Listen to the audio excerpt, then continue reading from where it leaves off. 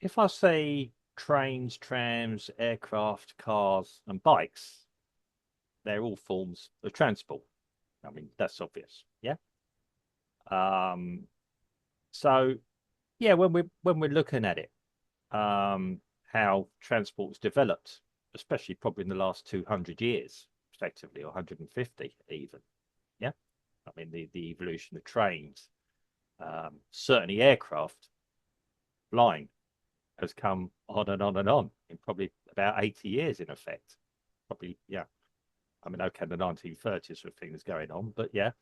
Um, I mean, obviously, a big talking point are cars at the moment. The evolution of the car.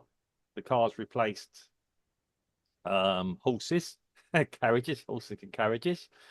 Now we're getting a new version of cars supposedly in the pipeline, as it were. Well, the idea is closing off the pipelines. But yeah. Okay. But yeah, that's outside this. Now, when I think of transport, because obviously I worked in the transport sector in a previous existence, I worked effectively at trains. Um, so I'm talking about obviously urban transport systems and long distance transport systems, um, which I feel are very important. I've been very important in the development of the United Kingdom, um, possibly of India as well, and yeah, and other regions as well. Yeah, most Europe. Italy's famous for it. France are famous for its train systems, its railway systems. Um, Germany as well. Good point. Yeah. So good urban transport systems. Um, when we're looking to have better communication locally with between local cities and areas, probably a tram or a train system is one of the best ways of doing it. You've got a fixed rail, you've got direction, it's rapid, um, it's convenient if you can get your strategy right, where you position your stations, your platforms, whatever you do. So that between obviously between locations. Obviously, yeah, having a good, if you like, urban bus system, local bus system feeding into these local points, these hubs almost, is another good way of building up a good system. I mean, railways for me are a good way to transport people around more efficiently. Um, and again, longer distances if people need to travel longer distances. I'm going to come on to a different thing at the moment, what's happening. And the good thing about railways, certainly over longer distances, they're a good way to transport goods about. Um, so if you need to get goods from one end of a country to the other, be it the UK, be it Australia, even the US, or even Brazil, railways are a natural choice for me, transporting a large amount of goods from a port area across the country, where you can take them to a hub, transport them onto another train, and move them elsewhere. Um, Obviously, this involves an awful lot of investment. Um, Quite recently in the UK, there has been a major investment dropped, or there's some investment put into the High Speed 2 link, which goes from London to Birmingham and then is going to go to other cities from Birmingham. Not yet, it doesn't. No, it doesn't yet. Yeah, that's the plan. Um, Now, although I came from the industry and okay, it generates jobs, for the initial building of it, I've always been a little bit cynical about it.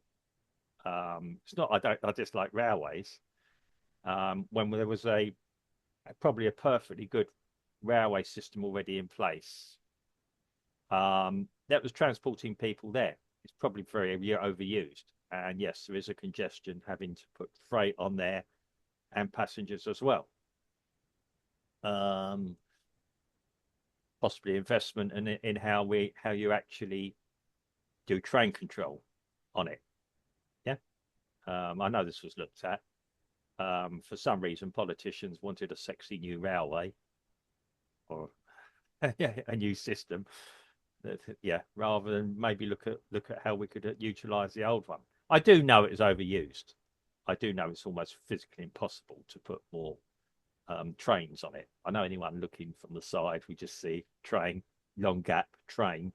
Honestly, it's a very well used, or both the main lines, the East Coast and the West Coast, and some interconnecting railways are overused in effect.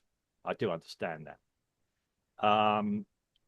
But yeah, for me, railways are a good idea for investment to actually do transport. If you want to try and take vehicles off the roads, as it were, yeah, which will require, if you can make it really attractive for people, that instead of jumping in their car, they sit on a train, can sit back and relax, enjoy a drink, enjoy a meal, read a book, or read their notes for work. Yeah. To me, it's a good idea. If there is a need to travel that much for business anymore, I mean, that's a different matter as well. In which case, yeah, you're easing up the congestion on the roads. But it does give people freedom to travel, which is important. The problem is railways do cost a lot of money to run as well, and how you pay for them as well. Do you charge the clients, the customers, as we were told to call them, not passengers, customers, extortionate fares, or do you say they are very important for the industry of the country, the communication network of the country, and do you partly subsidize them? That's always going to be an argument. So, I mean, yeah, it's how you do it. I mean, we're using electric power more and more with them. They're electrifying more and more railways in the UK, certainly. It's possibly not always practical to do it across Australia, across the US, or even in Brazil. You get the super locomotives, even they're becoming more efficient and less environmentally impactful. So, yeah, so that's really it. Do you think railways are a good alternative for transport? What's the good things about them? What are the bad things about them? So I'll put this over to you, Steve. Right, well, sounds like I've been listening to a railway fan over the last 5 minutes or so. Yeah. Look, of how we got here, I mean, if we look back at what we had 150 years ago, it's quite astounding. Where people thought that the horseless carriage, which was the first sort of modern, if you like, modern type transport was invented, and they said that if we went above 5 miles an hour, we'd suffocate because of the wind. 25, yeah. You know, Yeah, I know what you're saying. and Yes. that's what they did. And they had the guy with the red flag in front of the motor cars. Yeah. Yes. As if 5 miles an hour was going to run somebody Okay. down. Yeah. Yeah. But and then of course we had I think it was 61. I may be wrong. It's around in the 60s Yeah. where the new carriageways were being built and the M1 Mhm. was Yeah. opened, and so that increased that made travel from the north to south of the UK Yeah. a lot easier for the people who had invested in these horseless carriages and were able to in the Mm. 60s when they had their cars. Once Yeah. again, not many people had a car No. in relation to this day and age. Yeah.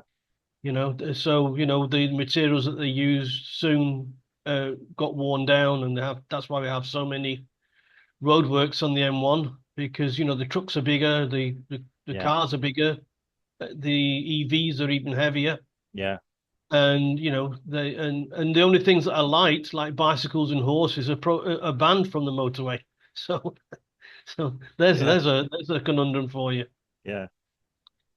Um, yes, England expanded the railways to India, also here to Brazil. Mm. I had a chance to go to the railway Well, museum yeah. when it was closed. They closed it down for repairs. Yeah. All right. Yeah. But because I went to the railway offices Mm. at the side, they opened it up especially for me All because I right. was doing some research as to the English, or British, if you like, influence on the railways here Mm. in Brazil. Yeah. The Mowbray brothers, which were Scottish engineers Yeah. who had a lot to do with it, I Mm. remember. And going to places like Catende, which is a small Mm. town in the rural area, Yeah. where they had all the steam engines that were used on the sugarcane fields Mm. when they started to, they were from Hull, as I Yeah. remember, from Yeah. the city of And Hull there's in a the lot. UK. Yeah. Yeah. So technology came. Argentina is also another legacy from the UK. Mm. I remember speaking with an Argentine guy in the 80s, and he said that a lot of Argentine cars are driven on the right side. They're not Mm. left-hand drive, they're right-hand Yeah. drive because Argentina used to import loads and loads of second-hand cars from the UK, Well, yeah. It was. you know. It was unofficially our South So, American. yeah, Yeah. and of course that must have created some confusion on the roads, Yeah. you know. Um, you mentioned trams. Look, trams are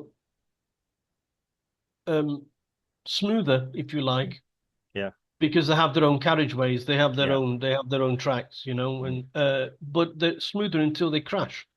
Mm. If one tram has an accident, the tram that's coming up behind it has got nowhere to go.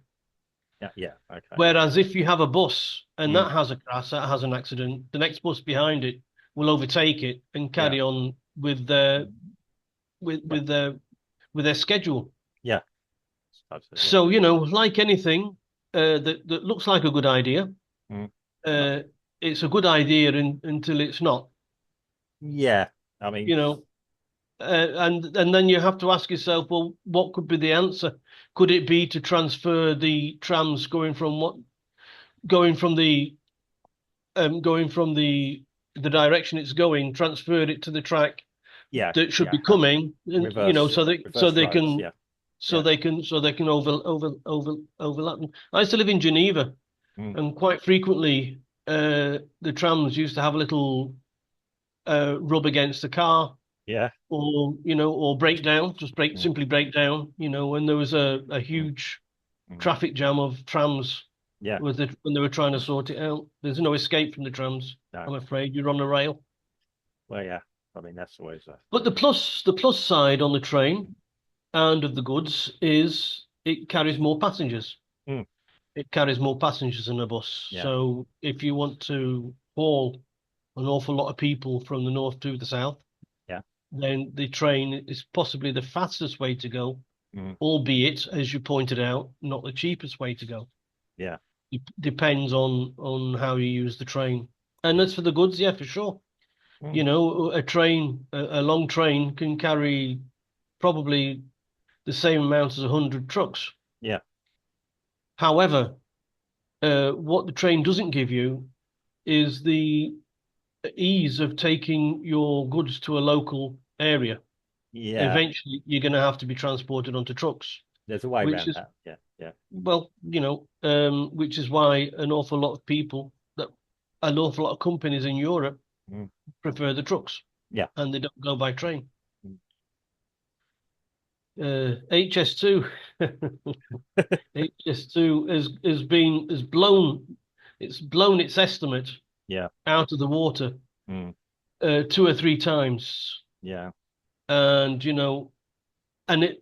there isn't a piece of track that's been laid yet, and it's been on the go how many years? 10? Yeah. 10 years, something like that. Yeah. Yeah. Yeah. Remember it And first. the money's just been going to people, pen pushers, basically, Yeah. advisors and let's plan this out and let's plan that out and let's take it all the way to Sheffield and or Leeds and let's not, let's Yeah. go to Manchester, let's not, let's just go to Birmingham. So all of Feasibilities. that Yeah. planning to go Yeah. to Manchester and to Leeds Yeah. is all for naught, and it's Mm, just money, it's public money. mm, Why not spend more public money on the mm. same thing? So I think I don't think that the trains, especially the prices that they are now, are overcrowded. They Mm. might be for some peak times, Yeah. However, in general, I mean, I've been on a train. There's only been about four of us in a carriage, Yeah. so This is it. it Yeah. gives you an idea. Yeah. I mean, it's yeah. Um, so the prices are these days, from what I've gathered, Mm. the pricing of a train ticket is more of you have to be a bit of a Mensa candidate to work them out. Yeah. If you go on a certain day at a certain time, the Mm. price is that. Mm. However, you have to not stop at a certain station Yeah. for your ticket to be valid. And if the train stops, your ticket isn't valid. And Yeah. there's been loads and loads of jobs on the trains that have been Yeah.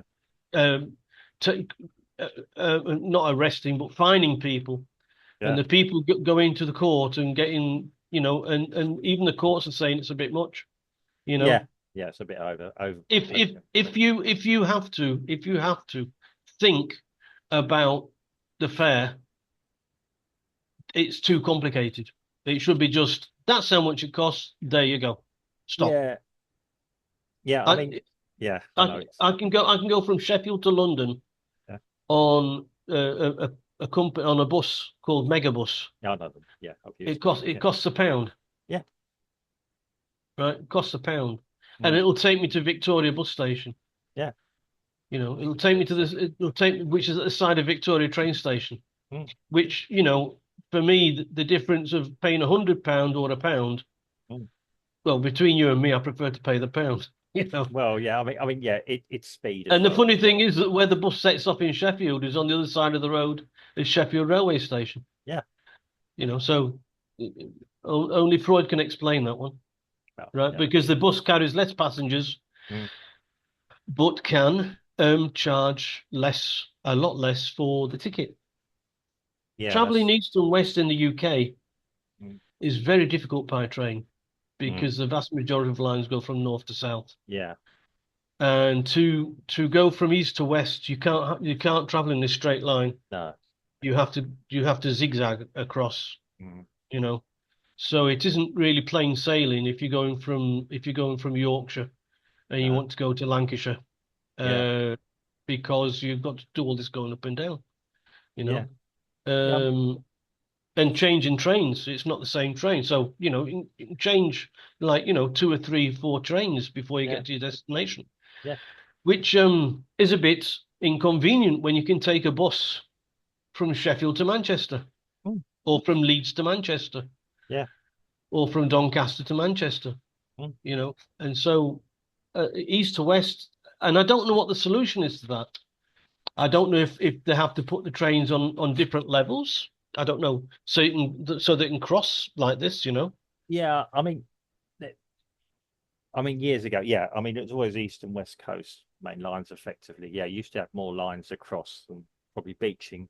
Thank you very much, sir. Decided to close a lot of lines that considered underused. Yeah, that's always been an issue. Um, I mean, Well, because you can't have a T junction on a train line, no, you know, we and you can't turn right no, like on a T junction. yeah, I know, So you've got to go up and down. That's the only way you can do it. You either yeah. make everything left to right or up and down. Went up and You know. down, and then have interconnections across, Yeah. which was always an idea. They always had almost like a ladder effect in places, but yeah, it never really happened. Even the height No. of railways here, so getting from east and west could be the devil's own job because I'm thinking is who wants to go to yeah, the middle. Yeah, the idea was you would go there and then you'd use a regional railway line to go to where you want to, as you quite say. You know, the they called them regional railways. We called them rustic rurals for a time when they did that. Our Uh, arse. But yeah, um, yeah. Sometimes you get on a train and it stops at every. I think we say stops at every lamppost. It would stop at about 20 stations before you got to where you wanted to go to. Yeah, which I I mean, don't mind. I don't mind that mm, if I was on the same train, mm, because I mean I'm not the only person on the train, mm. and a lot of different people have got different destinations where they want to go. And Yeah, so, yes, of course, just like a bus, it's going yeah, to stop at all the bus stops. We accept that.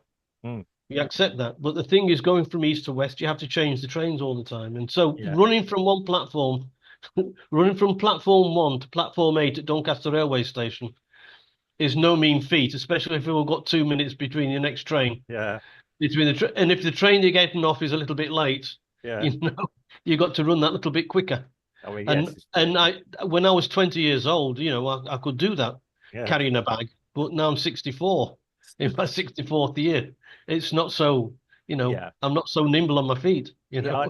I remember being in consultancy and all this was spoken about, but it's always been spoken about. I mean, yeah, building a new railway is quite difficult in the UK, as we've found out quite recently. Yeah, even a But it major shouldn't one. be. It Um, shouldn't be. the the the problem is if you say I want to put a railway track between this point and this point, going east to west, there's all these public inquiries and all that. I could propose it tomorrow. I'm Do you probably mean, still do you mean like there were when all the other railway lines were built? yeah, but there was a desire for it then, and yes, there was an awful lot of other things. Are you saying that there's no desire for it now? If you Actually, to save 20 minutes on a journey from London to Manchester, well, I could there's under, not that much of it. There's not that much of a desire for it, I for I the couldn't under, expense. I could never understand that. I couldn't understand that was not a selling point to me. I mean, who wants to be in Birmingham 20 minutes earlier in any any case for any reason, really, in all honesty. But yeah, I mean, I think the idea was to, like say, ease congestion on the other line, but um, it's, I mean, what's actually happening? People are having to travel less and less for business. Um, but yeah, they're still overused. But like I say, when you went on and you had four people on a carriage, yes, that often happens a lot off peak. That's the encouragement, the inducement. They're getting people to travel off peak. Um, why does everyone need to travel between 7:30 and 9 o'clock in the morning? Because Yeah. unfortunately, the companies in the UK don't use flexi time. Mm, If companies in the UK use flexi time, mm, and you could go into work anytime you like, as long as you did your 8 hours, yeah. then you could go into the office early at 7 Mm, before the rush hour, yeah. or go into the office at 10. Mm, That's on the other side of the rush hour, and not yeah. everybody has to travel between these times to Yeah. get to the office at 9. Yeah. So if companies can organize themselves where they have flexi time, that would relieve an awful lot of congestion Yeah. on not so much for the railway as the roads, Exactly. Yeah. Yeah. as the roads, you Well, know. again, this gets muted. Again, it's a cultural thing or it's an idea thing. Um, yeah, I mean, people were still traveling when there was home working, and those that had to travel, people that worked said it was wonderful. You know, Mm. they'd never known it so good. But although the trains were full, certainly on some of the urban areas that the companies was they're getting on there, and there's still people with all their masks on, still as crowded as ever. Um, yeah, it's I I mean, the question is, social need for railways. Um, I mean, Yes, yes, sure. Going from A to B, going from mm, city to city, mm, excellent. mm, As long as it goes directly to the city that you are wanting to go to. yeah, It can stop as many times as it likes, mm, but you get in one end, you get out just like an aeroplane. You go in at one end and you get out at the other yeah, where you want to go to. That yeah, that to me, if it's done like that, without having to change trains, running from yeah, platform to platform, especially in the winter, it doesn't, mm. then to me, there's nothing, I'm sure it's more convenient to travel. It's quicker to travel by train, of course. But what you Um, what you're saying, instead of having this great new HS2, what they should have been looking at is more strategic local lines. So, like between Liverpool and Manchester, well, there's a line between Liverpool and Manchester, for example, or Liverpool and Sheffield, say, yeah, where you could have done that instead of building this great big railway that's just going to save people 20 minutes, or probably they don't even need. Yeah. Look, in the case of HS2, you need Mm, to understand that HS2 was not a it wasn't done for infrastructure reasons. It mm, was done for political reasons. mm.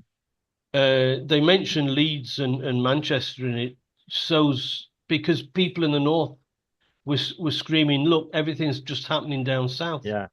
It sort of stops at Watford Gap, or it Mm, stops at Birmingham. In the case, yeah. and so they put this on top of on top of what they wanted to do, which Yeah. was from London to Birmingham. Yeah. And then, of course, they decided to take it back off again. Yeah.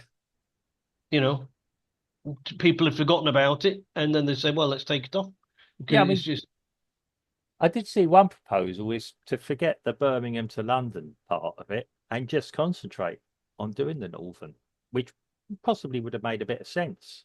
Um, well, the I'm sure that the what are they called? The advisors would welcome that, because mm, they've done all the planning for London to Birmingham. yeah. There's no more lemon juice to be squeezed out of that lemon.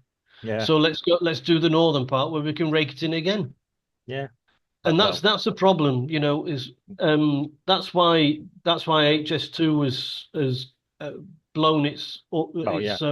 It it's became, yeah. I mean, apart from the fact all the land purchasing and, yeah,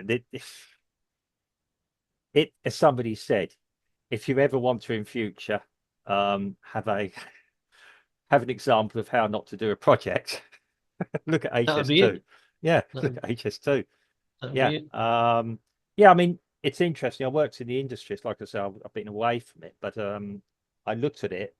Um, at the time, I knew plenty of people in the industry who are very cynical. I mean, people that would have possibly half benefited from it. We all would have done. They've been putting the work for us, a lot of people. But um, yeah, a lot of us sort of thought, well, hang on, what's going on here? Um, it's disruptive. It was going through, okay, do railways ruin the environment any more than a 4-lane, 6-lane motorway does? I mean, yes, that's the other thing you've got to ask. But it's putting tunnels through everything. Well, okay, that's another solution. But that really puts onto the price of things if you've got to tunnel everything, even with modern tunneling technology, which is relatively easy. Relatively easy. Notice I said not very easy. Yeah, you still got to understand what you're doing. Um, yeah, I do. I mean, I'm looking more globally. We're looking at railways in Brazil. We've got the Nordeste up here. There's proposals for the high speed link between Sao Paulo and Rio de Janeiro still. Yeah. Yeah. Um, I now even look locally where we are, Recife. I'm not quite sure how you do it, if given the geography of the land and yeah, what the Well, land's uh, like the, going the from. northeast, yeah, the Yeah, northeast has had its railway lines. yeah. It was quite a thriving, Well, going from Recife to Caruaru, yeah. for example, that has had to be closed down Yeah, because the track is unsafe, because there wasn't any. The English put the line in there, yeah, right? But the thing is, I remember talking to your cousin about putting offering to put a road into an African country that yeah, doesn't have, yeah. and they build a long road for this African country so all the traffic can travel on it, Mm, and they won't go through all the yeah, holes of the mud track. yeah. But the thing is that the country all of a sudden has got a debt on its hands because it Yeah, has to maintain it. yeah. And Um, that's what the thing that the Pernambucanan yeah, government didn't do. They didn't yeah. invest. Of all the tracks that have been laid Mm, uh, in now, yeah, that are still active now Mm. is the Curado, which is a Mm. small place in near to what is where the major bus station is, Yeah. interstate bus station is. Mm. It's near to there, and it comes through to Cajueiro Seco, Yeah. which is at the side of a main little town called Yeah. Prazeres, Yeah. and you change trains, and you can go from Cajueiro Seco down to uh, Cabo de Yeah. Santo Agostinho. Yeah. That's all we got. Yeah. And I mean, you can go traveling by car, and you yeah. can travel over bridges that Yeah. say this is a bridge over railway such Yeah. and railway such and such in the center Yeah. of near to the airport. Yeah. There's a train line Yeah. that travels that crosses one of the main roads. It's not Yeah. used Yeah. anymore. There are some train lines in the docks, by the Yeah. way, Oh, at the yeah. docks, I but know. Yeah. it's very few and far between. I mean, there was another British guy here. You're saying you're doing some research quite easily, interesting, called Eddie Edmondson, Hmm. and he's already written a book about the Great Western Railway of Brazil. Yes, that's Yes, right. you know that. I mean, yeah, I've got a signed copy back in the UK of him. Yeah, great, interesting read actually, and it looks at the social history of the area as well. Yeah. Um, but it's a, um, yeah, I mean, that's what I'm saying. I mean, I was going to say what would be really good, and I don't know how they'd ever do it if they ever wanted to do it again. I mean, at the moment, the Prefecture is looking to, well, not looking to spend money, spending money on the infrastructure projects if they can, or looking to.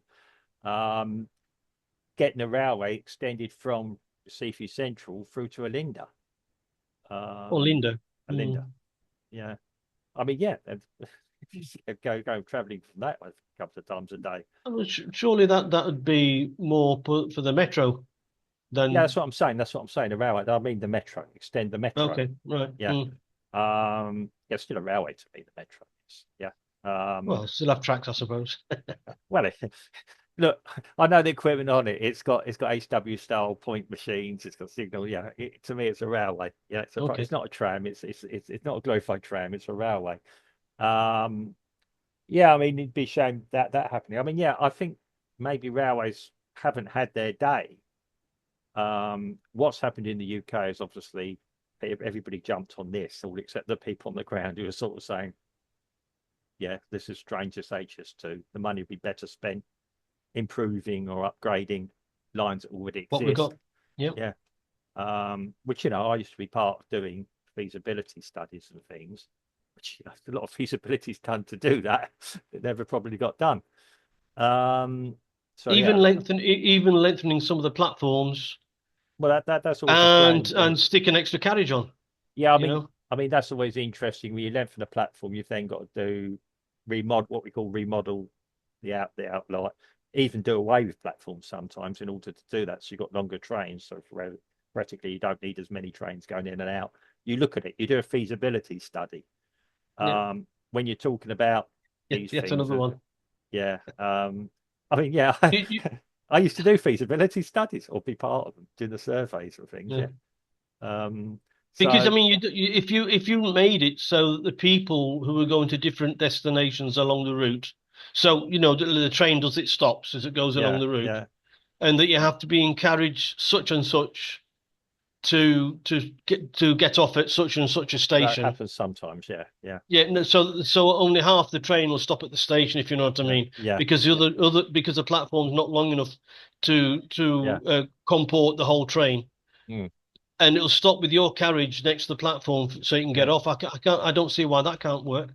Well, again, there's all sorts of things. And you raised an interesting point about the booking of tickets, how complicated it is. I mean, yeah, we have to do that already with flights. Yeah, you find a flight, you fly. Some people buy flights and then rip up half of it because it's cheaper to buy a return flight than a single flight sometimes. Yeah, It's sure. a Yeah. really weird thing. Yeah, some people will find the best way to do it. I think I'm not sure if there's any apps that can do it, but yeah, I've done that before when I've been planning um, railway trips, and I've actually found I've got off quicker train by, like you say, doing some stops and doing things. And if I'd have got on the main line, a lot cheaper and a bit quicker, which is weird Mm. as well. I know. And traveling at strange times, though, admittedly. Yeah. Um, so yeah, I think it's an interesting subject. Obviously, I came from it in the UK. Um, not putting a cry out to get back to it exactly, but yeah, but like I said, I was on the train control side of it, railway signaling train control side of it, where we actually, yeah, you had a layout, and we had to put in our signals, or eventually now train controls. You don't need a driver anymore with modern systems. Funny enough. Well, I wouldn't let any driverless trains on the British system, rail system, loose just yet. Uh, There's an awful lot of modernisation that needs to be done. well, theoretically, it's possible. Yeah, at the moment, it's not overall planned for a lot of reasons. It's on the underground effectively. Well, the guy pushes two buttons and the train drives itself on the underground. Main line, not at the moment. That will probably come eventually with different systems coming in that I could talk about. I could spend a whole day talking about different systems I know about, Mm. and possibly ones that are being dreamt about. Um, yeah, the technology exists. I mean, when you say change the systems Uh, and everything else, well, yeah, I'm but talking about the infrastructure. The infrastructure won't uh, comport it at the moment. it depends what you mean by that. The points, it, if you talk about infrastructure, you can program almost anything into the system. And like you said, even you're stopping the trains halfway there and everything else, you can have that as routines and things like this. Yeah. I'll probably be shouted at for saying, oh, you're oversimplifying it. Yes, I am.